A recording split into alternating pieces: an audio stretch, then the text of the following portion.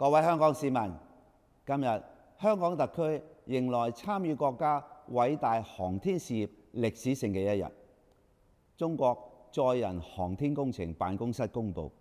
來自香港嘅載荷專家黎嘉瑩博士將成為神舟23號飛行乘組嘅成員，前往中國空間站執行任務。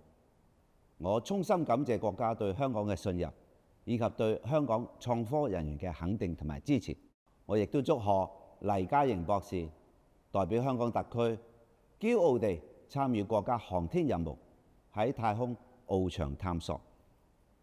創新科技及工業局局長孫東教授會率領香港特區嘅代表團參與喺酒泉衛星發射中心舉行嘅出征儀式。我期待同各位香港市民同埋全國同胞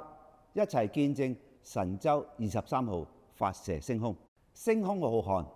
逐夢遠航。香港專家得以參與國家航天任務，我哋都與有榮焉，振奮無比。我祝願神舟23號任務圓滿成功，續寫中國航天輝煌篇章。